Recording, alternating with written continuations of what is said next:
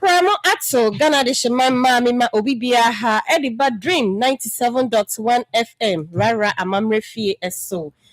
And sama eko chi eba bring, and asemu for asemu edi amame seme many minia ye making kind emfa emamu.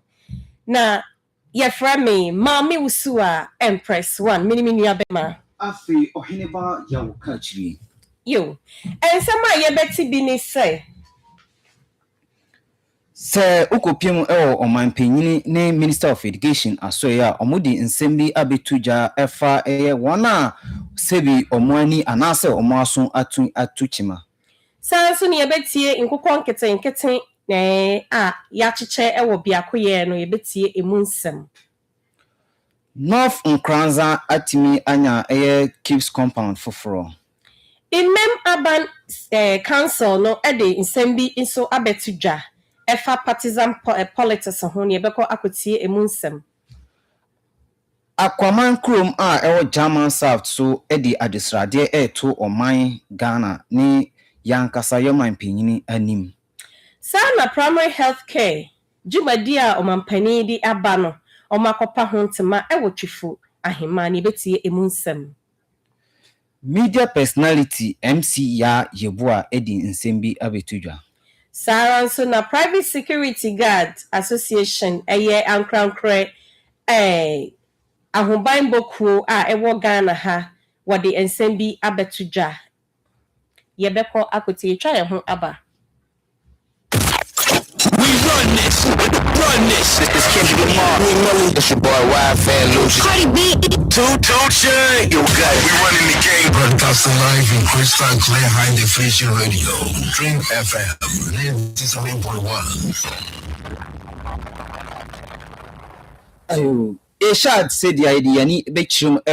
oman penyini asoye eni oswafo a ohwe ye nwoma so. Abetimi abetodwa se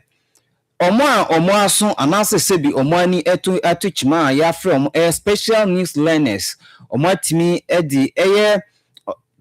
80% increment atu omo feeding program no so ankane no na omo je 8 Ghana cedis na sambre omo atimi atum aba 15 cedis a anijesem edi ma wana omo aso entimi entiasem ena afi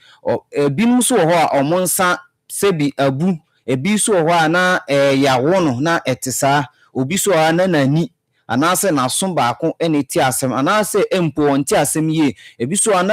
na ninu se ben bibia wo hunu ewachi a no hu anase ebi so ho se wachi a hu ade enti omutimi di sa increment ye ebra na omuhia mu ewo Minister of Education Aswe Haruna Idrusu ena odisa ensem no etimi etuja yanko tie emu nsem kakra.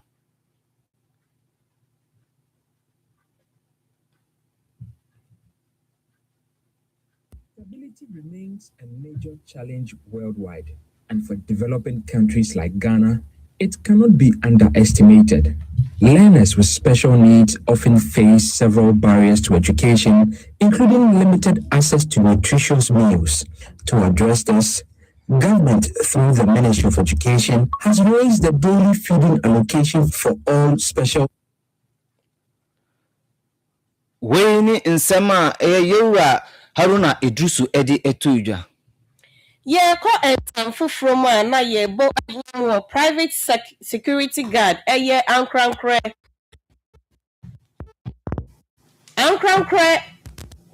ahumban boku ye from private security guard no wodi nsem bia betu dwa se abra na friend is saying etutu because so ewo kwa abenya domi kwa abenya na wodi sansemi eba efise ankrankre ku a ekopie mu ho a wo ma command se want to etuo no in fact omu chairman na order no wanfa na ho so kra amfa amma won na ode obeka se ne omu kan ne omu aye no not ne friend no Mr. Roland Obiba Mensa Mr. Obi Roland Obiba Mensa ono ena dia betu jase ni amukoye wo do me kwa abenya no omo anya ade kra na omo wo ho kwan se omo bo obi ho ban a omo befa otuo akita anase dia omo kwa akɔhwɛ a program bi so na so omo bɛkɔ duduo mu akɔtutuo empo e wase wo as individual no ye nipa kwante kro ne wase otimi dwene se onipa na okase shoot anase shoot no wo bedwene ho first because ko shoot sesi a wo na ode ho atu ohaw mu na police fo mpo wo command won se won shoot anya obia na shoot na say no de nsem etu dwa.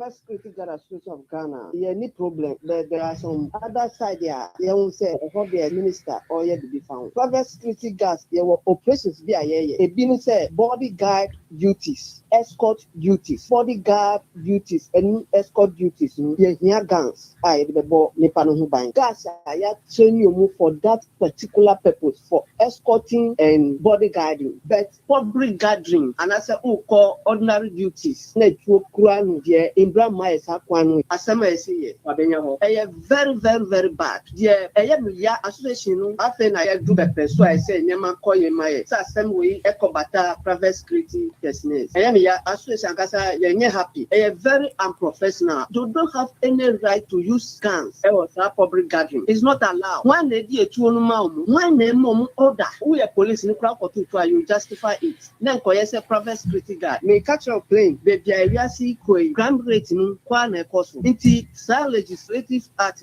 Sankania say amended to my best of the knowledge, Achedudu. Ebe Kakranu, Obiabe Kratu, all the private securities, and some we are very serious. And yet, all that beer now be the mouth, then you act on it. And so one can for one thing, human now, they won't say about basic trainings, but you have to add your own discretion. Oh, pound who got to suffer. Inti misread all private security guards, when mommy said, Obi ma instruction, before you act. If you refuse order, it's not a crime. If you refuse order, it is not a crime. Weye and Sama, Mr. Roland Obiba Mensa, Ede Atu Eja. Na nyopa chere nyina ne say, yembo ye ho modern se ankra ye security guard, yebo ahobanbofo no. Ye behwe ye ho so eye. Wo okwan a ye kita etuo. Na akotutuo wo kwan bone so a ene na emra no ene ebedi. Ewe emra ni ubedi dia yemfa ye ni enchim Nkranza North.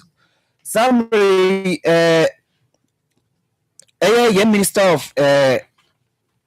of Health omwatimi asi Kips compound Nkranza North mantam ho mekire Bunu East ekuro bi ti se tom Adoi Asechi na afebuana ena omwatimi asi Kips compound mako enan ediama omo emu nkuro mienu de Asechi na abuana de nurses quarters eka ho ena afe Nkranza North District Chief Executive Honorable Efa Patrick dia obojiso Patu oni the Member of Parliament ye friend Honorable Joseph Kwasi Mensa osan ye District Head Director eka Nkranza North District mu ho omwatimi asi sa adan ebe ma yare ahodo ana ekoso afi omo ana omukọ peso Kips compound ba ko pe ana omuwo mu no sa mantem 9 de sisi ade obia timi anya ne dia omwatimi akobia no omugidi se samre de ombetimi employ omutimi wie nursing training na afi omukọ sa nursing schools ni bi etimi ede akọ animonua ama nnoma atima akonkan ede ama omo na timanfo no bi etimi ekasa yenti emunsem ni bi apomudene ade a ehia yewura John Dramani Mahama pa nti ewo namamo hihye mu no waka kire District Assembly no se afibia no yenya che compounds no mienu ba Nkranza North ene da bia ye die mienu no ya bie ano eye no nko ba konso ye legacy project a ye de aka ho ni nyina ne se so ba Nkranza North kura ya feretum enuanom hye eye che compounds solid years omanti nyantuaka omanye bebia me baye we timani baako ena otimi ekasa baako so esen ewo oba Nkranza North a ene bebia yi da kɛseɛ de ma yɛ ɛnɛ yɛakɔ tom akɔ bɛɛ akɔ asɛkyɛ ɛna yɛabɛwie wɔ moana nyinaa ne sɛ tumamifoɔ no yare a baabi a wɔbɛkɔ akɔhwɛ wɔn ho na sɛ nnipa no ɛnte apɔ a ɔntumi nkɔsa line ɛnto aba ɛmfa ma wo afe biara no hwɛ sɛ yɛbɛhwɛ amanfoɔ ani bi ama wɔn. wei ni nsɛm a ɛfiri ɛyɛ nkranza north ɛde ɛba bunu east mantam hɔ. yɛtoa so akɔ nsɛm foforɔ mu a ne yɛbɔ ahia mu wɔ Beakoyɛ. Nkyɛ biara na ɔmampani John Dramani Mahama ɛbɛka sɛ ɔbɛyɛ nkokɔ nketenkete policy ampa ɔsi adeɛ yɛ wayɛ ama na ayɛ fɛ ɛne sɛn Beakoyɛfoɔ nso nsa aka wɔn deɛ na nipa 200 ɛna nyaayɛ obiara nso nya 35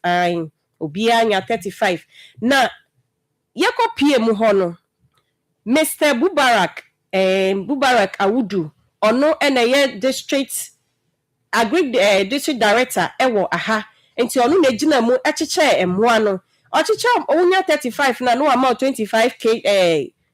kg of feed na to say ye ma ommoa no na de omaduane asa aka ho de amount na oma omo entity omo magigi emmoa no okika nsem bi okombefa so ahwe emmoa ne so se ne be ya omaduane sa ombe bi anase ba bi a omo benya bi ni ebe ya omo bebo emmoa ne ho ban odi tudwa na yenko tie se na oka no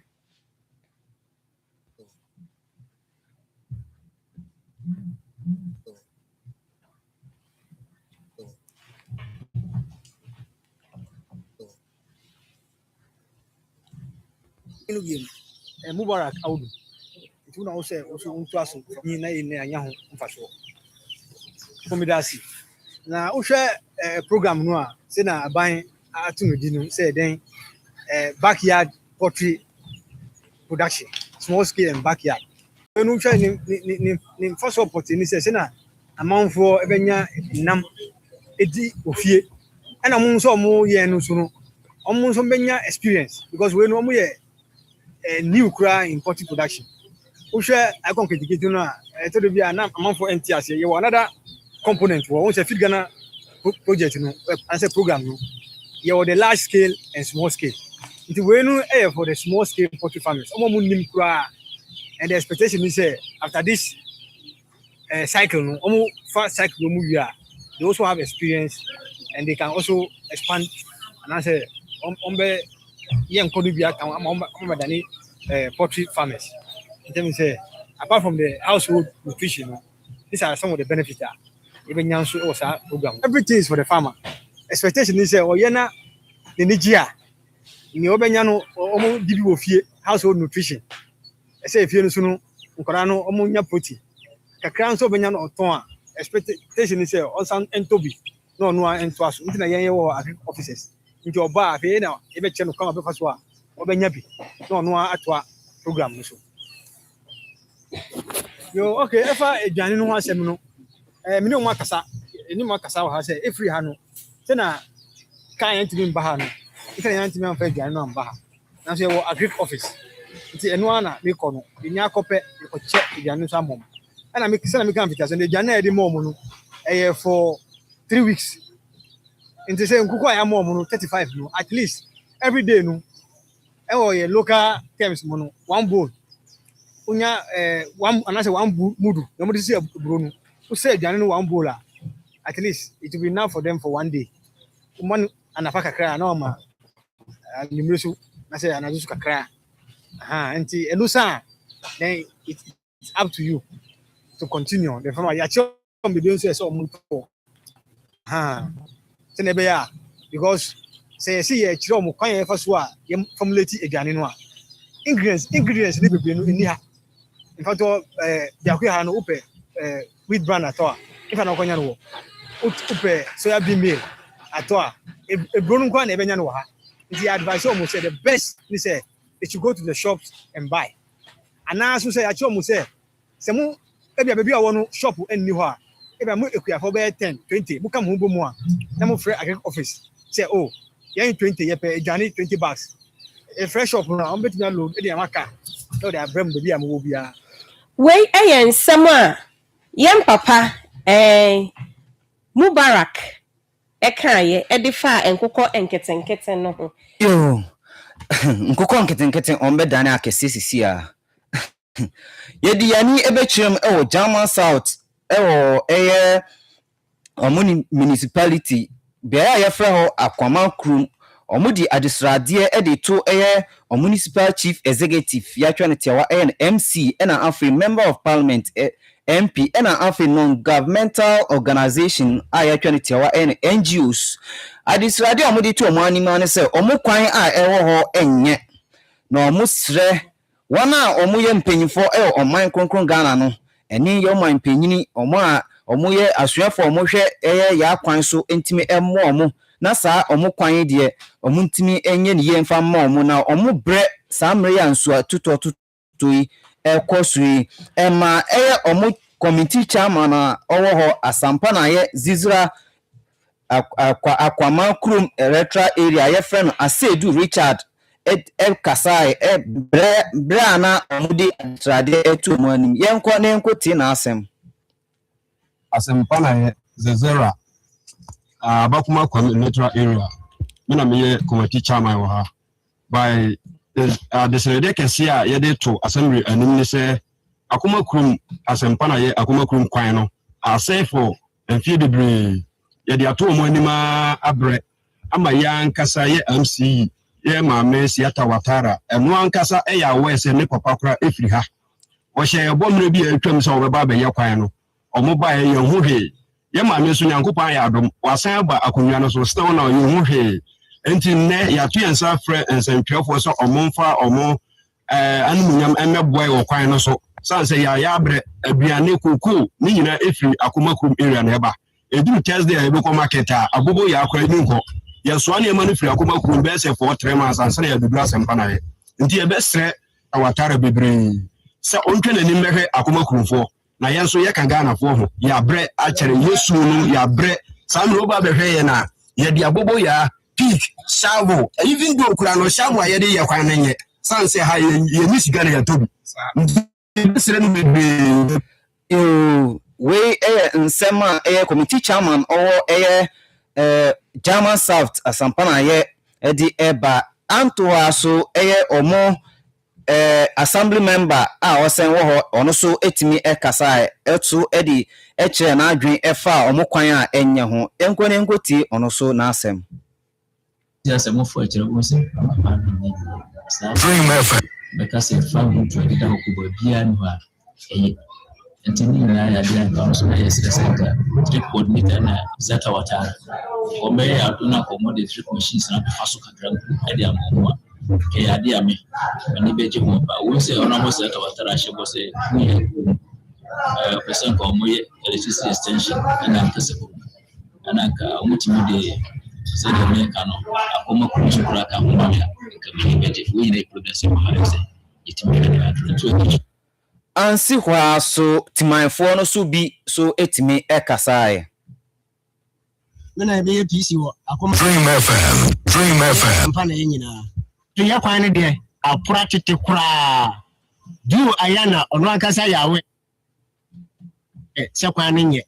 nsu to kura entimi mefa kokko no timka nti yesre ona bu siata Watara ene ne mpanfo se o meye mwa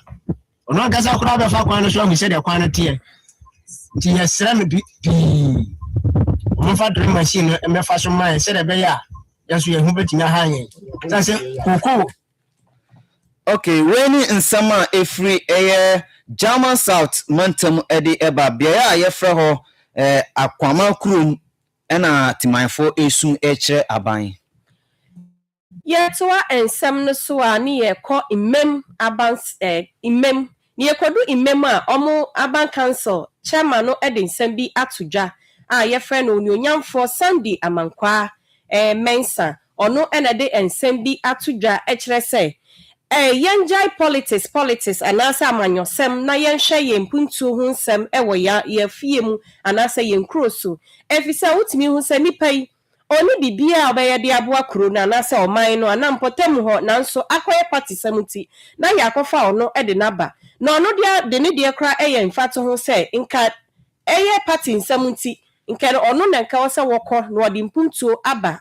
empotem ho nanso akoye party nsem ti ama omo ntimi avotu ama no na nipa no so abesi so no ni bibia enso edeye na sei e no de nanum nsem etu edwa ampese katra parties ahodo wo Ghana nyina link asama esuna no yenya sa partisan politics Maame family any example kame wo stakeholders and say people bebra let me know more din komo ama development about a name to be particular say Dream FM ebenya development bebre nanso so non partisan politics nti o try sabo ya de bia near the partisan na you know about bebre enya no so na de etetere Ghana the message say yemfa your partisan politics na ye nyina entonten ne yan come together say ya esunafo north Ghana nyina ebetumpon say MPP ni efin say owo nimdie bi ebetumi abo ama Ghana etumpon ebema esunafo north etumpon emfa na on board ni nyina yan kamom ema mpunto no enkoso sense ma ba na aba nti say adini hu nimdie kra ni ana say meyem ade a eku Ghana ema Ghana enyankoso wei eye ensem a oniomnamfo Sandy Amankwa Mensa ede etu eja yedi ani be chirim ewo media personality ana media personnel MC ya yebu a edi nsem bi abetodwa se nkane DC se omwatwam district chief executives member of parliament ena afi ministers adodo omo atwam ena afi empo mo omote so sisia no o se ehia se aban etimi question omo na osen ema omo ani eba omo ho se de ya na ehia se nsuo etimi etwam timani ba na so obesi ni store e sa kwan no ana so obesi ni fie e sa kwan na wa eden wa kwan do so ana se wa kosan e de ama no approve a che se wontimi ensi na nso na wonim se kwan a na nsuo etimi efa ho no na se ani senti onko kase we bone a ekoso e wo man num ana se spiritual huhum asembi na se wan kasa wani tua se haye nsuo kwan na se utimi ekosi udan ana se utimi edi o bola ekohwie gu sa agwata num ana bia se nsuo no efa na se nsuo ebe yirifa wonu fie nyina esa wonoma ede kwa entena ho enkobo abrowa bi ana se bi akokora bi baye se ono na watimi hanten ana se watimi ema nsuo etimi bada bi na yankasa ya hwe yi ana se ya pom din ho no emfa ho kora de hia se ye ska kakra bi na di akoma DC bi ana se di akoma nadmo coordinator bi na watimi asan ede amai se yenye de ye na mom ye refi se ochina aseminti ana dachi aseminti nsuo ebetimato ana se nsuo betimi ayire na atimi edi ohaw edi aba wankasa eni timanfo ni oman Ghana na ebana sa na afi na usu na odi kire oman konkron Ghana man penyin otiso se omwa okofa sika na ohe na odi abo owie so na se wantima anya hwe e oman no ma wa na obesa aka se oman penyin betena so mfie dodo wantimi anya hwe na mom owura fisi se maybe etwa mu how etimi how ema oboa na mum nka otimi tutu wo nnoma yie bia ni kwan se nka osi udan bia ni kwan se nka otu nwura gu bia ni kwan se nka osi store anka wantimi ankosi nso no kwan a nka nso no so betimi anya no afa no kwan we ni nsem a odi etudwa yet waso ani ye call free primary health care otoafo a ohwe apomuden so Honorable Kwamina Minta Akando enede ababetudwa wakopa ehuntama ewo twifo aheman na eho no de tudwa say free primary health care ya abai enye friend sikafo nti ena aba ama wona woni bie enu nti cheap compounds ene important be bia ye che ye ho yaresa no eho ena mo beko akwakohwe no na free ho no ma polyclinics ahro any ebia compound be omo healthcare services ewo eho ene be ye adwuma na efi ho kwa esi ho a nkrampumpuni mantema na kumasefo enka ho nti ewo nkrankrase eho ena sap free primary healthcare ebe ye na adwuma na efi ho nso a HNI NHIS health insurance no and yin free hoye e betwa so free ho na say e no de nsem etuja abanda da no agenda one no the district hospital bi ase wo ho you are the Mahama bae Dream FM pipe say was here abai discussion ni wi I no ka mo e be ya babo the monya district hospital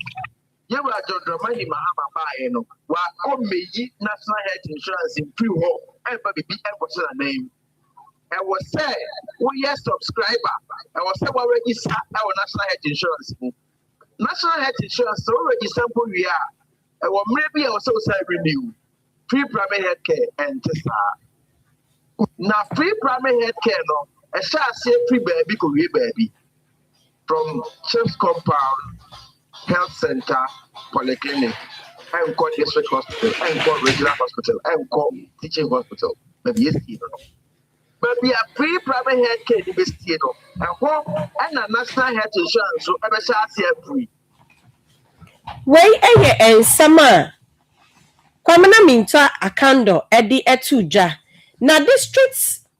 health director owo ehwa ewo twifu aheman a yefre no Dr. Daniel Ba enso edi nanum sem etuja esiye abaye waya de ne waya de ye hunu bi da na we beboa yen a ye nibie na yeso yetimi age ayarehye enti saade anka yen ye bewuwu pa yebewu efise ye ni sika a ye de beko hospital na ye ni sika nso ye de beko hwe ye ho yare free primary health care yi aba e de amaya yete ho ne BP kosra ye betimi akọ ne akoye nhwehwemu hu se akosra na se aba from na sei no no so e de tudwa free primary health care I launch our district ye di age pa if say ebeboa ama ayaresa e de ma ekuma no etumi etumpon bebre our district say sika enye problem emma eye community members a omo pete omo beje ayaresa eye preventive services nenso eye ye do to kwale we na manfo Dream FM ye do siga di dane they da akwanya no aba se ebebuko hebie ye tumi adi se tumi ni na se de be ya ebetumi abo eye community members ni na enwo bai edi yare ehu Wei eye ensema district health director owo twifu aheman eye Mr. Daniel Ba enso edi tudwa anso wa DC yoko bi ewo twifu aheman no so si ye asem we die eye asem de no de asidapu ese ema yenra John Dramani Mahama say initiative yo de aba na say nhihye yo de aba ide wa ya de papa no mo so asomo mbehwe say omudi bedi juma na boati mamufo na say e no no so e de nanum sem etu edwa yo maka sa da de enko ma President Mahama ko no ni swadi hunu na yewe na sector minister so ne modern bo Dream FM onye ni ye but o ye de obi ani hu bi enti yasom 22 districts was central region no they can 5 now selected for this project and yasom my head director and even all the stakeholders are this team especially my party executive or master project in the make sure say you better near 2 places nearby in mine and mind it is what can be near so about my mambo omobehwe no ma ye ni ye na eso abamfaso ama omanfo ni ayeti ni kasei eye honorable onyumnyamfo Patrick Fiabia Fiabo Fiabo honorable Patrick Fiabo enadi nanum sem atujai ya de aseda ebema mokli heba mixture omo na hwa ya si na wie ya no rere aye kinkan sami e de kire wi enti aseda ni bi enkoma mokli heba mixture Apostle Jacob enedi sa edro nwansoi aba eboa eyi obre efi nipadua so sanso no wa kesemro so a ebe yu sa ha we nyina afri ho ede amount se wafu aye kutu se bama fa no bi ebe jo no nkakra ma bibia konkan ede amount sanso na wo obi a wo mojabroso anase wo so we friend say diabetes be tetew uyam 13 pa yo ho hwe a enyeyi kopa bia beboa wo so a wanya stomach ulcer ebe boa ye afi ho ade amount wanya extra light echo kopebi ebeboa ebe na no na dwom no ketua bi akọ ha mu na fe bibia konkan ediamo adu ya dupanti FDA for agi atum pharmacy shops and chemical shops nyina wonsa ebeka bi ubarara obenya bi on Liken pharmacy and bless biakoye chemical Germany for when him check Gapesco pharmacy KJB a Truth pharmacy and a Togbe drugstore Jasi Kaiko Abibidro Fie Heba and a Northern Gates pharmacy Abotuasi Agbek Kadiji drugstore and a Kedem pharmacy unsa ebeka bi wo ho ubedu pando tokwa abenya bi wo amenu veve drugstore and a pando ankasa nso ye Sabato pharmacy hohoi Covedi pharmacy and a Sabato pharmacy ubenya bi ewo ho Kwame Krom ko Gideon Kedo chemical shop wenya bi enso ewo ho ukodu Accra ko Kanshi drug lane Repairs Ventures bema odosopo etu ewo ho from Mainaji enchiremu a echa medie 0550 270 856 0550 270 856 Sacomo phones and repairs or your phone mu doctor. Or see so phone ato a chima say screen battery and I say charging system ena atumi atuchima or say bra obetimi ayamo or your phone a hodo bia bi say of iPhone, Samsung, Itel, Tecno obetimi aba na wakro phone no phone ba bia say bia fabra na obetimi ayeniye na o say eye photo shoot framing so esen kan opeso odi photo ko anase wan kasa opeso oba no twa photo shoot so a obetimi aya o say citation ope citation e dia ba obi aba so anase ope citation dia sensan odan efa dwumaku bi a oye ho obetimi aba na so so picture frame so or say bi na afi or say awards plaque so uba obey no kama t-shirt printing or say bi posters banners ope say oyo poster bi say ye anase odi birthday and ope say oye banner bi edema obetimi akona so na watime ayama oton phones ahodo so enye se okra nko a enye se asai na orepen ko aso osen eton phones ahodo biara obetimi akona so consent house rara mantem high say oye adwuma free juada kopim efiada emra no otwe abo akopim nunum 5 pm abo ena yawada so obie no 8 am ekopim 3 pm ena otimi adwuma da yawada nko a ena oye saa mrei 8 am ekopim 3 pm obetimi afre no 0543 761 811 0543 761 811 Siemens Vital Herbal Mist channel the capsules on swaba